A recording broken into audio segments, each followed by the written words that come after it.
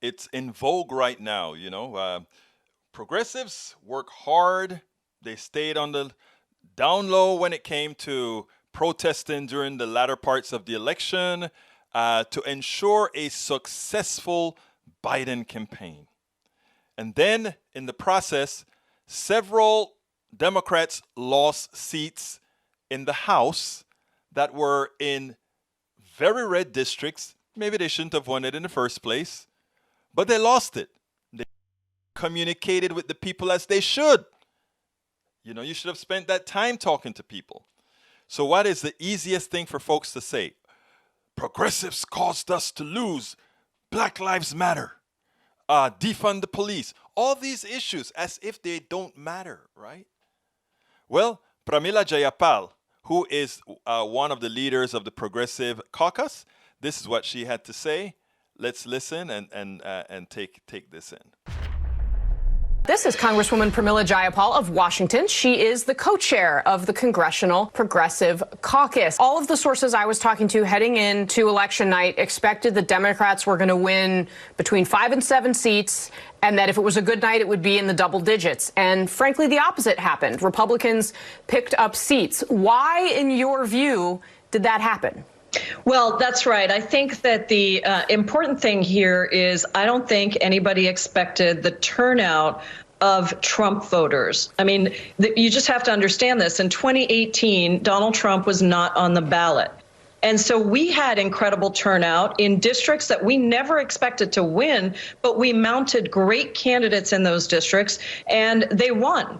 And so that was very, very important. But in this cycle, I think we expected that our turnout would be enormous, which it was, but that Donald Trump would not turn out people. And of course, those districts are districts in some cases that Donald Trump is winning by 25%. So I just think we have to understand that there are terms that will be thrown at Democrats regardless of what Democratic members of Congress do. They are terms that were thrown at people like Teddy Roosevelt, being called socialist. Medicare was called socialist. Now it's one of the most popular programs in the country. But the reality is that a lot of this is about not only the turnout, which we did a great job on, and let's be clear, that young people, of new voters who were not part of the Democratic Party base before. These are new people that we energized and got to the polls and got out to vote in not only swing districts like Pennsylvania or swing states like Pennsylvania, Michigan, Wisconsin, but also look at the incredible work that Stacey Abrams, Black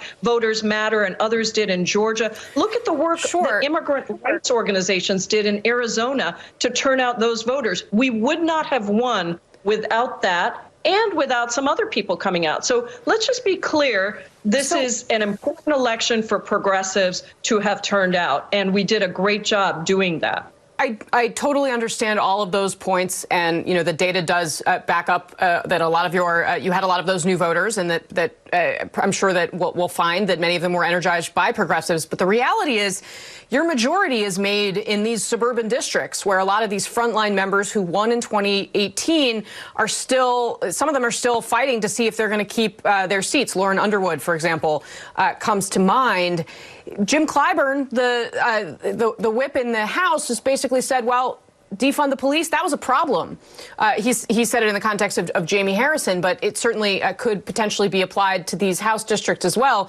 How are you going to prioritize hanging on to the majority in the House and balancing it with the energy on the progressive side in a Biden administration? Well, that's actually exactly what I said on the conference call, is we just have to be very careful about pointing fingers in any direction, because the country is divided. We see that in spite of this tremendous victory for Joe Biden and Kamala Harris, which we're all celebrating. The reality is there are a lot of people who voted for Donald Trump as well. And so there is a different math to winning a state, and a different math to winning a district. So that's the first thing. And many of these districts had different challenges. So my appeal to everybody in the party is to not point fingers. We did not do that. We did not say, we are, the conservative part of the wing is wrong and we're not going to turn out Democrat. We all unified around Joe Biden and Kamala Harris, in spite of the fact that Joe Biden was not our top choice of many progressives, many young people. But we made the case that I firmly believe in, that no progress is possible with Donald Trump in the White House. And we turned people out. Now, if we say from anywhere in the party that progressives are the reason for losses in these Democratic districts, some of these Democratic districts, I fear we will lose people for a generation. They gave us a chance to make them believe again in democracy, to make them believe that there is a difference between a Democratic administration and a Republican administration. We did that. Joe Biden did that as well, but many of us were the translators of the message and the organizers of people on the ground. And it is important for people to understand that these are folks that really, in many ways, are the biggest swing voters. They're not part of the Democratic base. They weren't before. We turned them out, and we need to respect and celebrate that they turned out to help us get Donald Trump out of the White House. That's the thing we should be focusing on. What a giant victory for the country that we got Donald Trump out of, well, we haven't yet, but that we voted him out of the White House, and that Joe Biden and Kamala Harris won not only the popular vote, but the electoral college vote for the first time in some cycles. Yeah. And nobody could have explained it any better.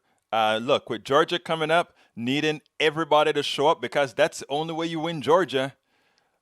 Get real, people. Get real, party. The only way you win is if you have a coalition made up of everybody and that everybody's positions are taken into account. We have to stop what's going on right now.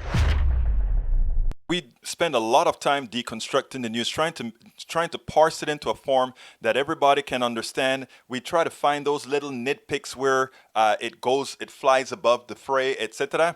If you really like these videos that we do, I want to ask a big favor. Please go ahead. Number one, subscribe to our channel. And number two, please join if you can. Thank you so kindly for watching. Keep watching. Please remember to share. We must populate the entire internet with our progressive message, a message that we know is what most Americans say that they want. So help us, please join.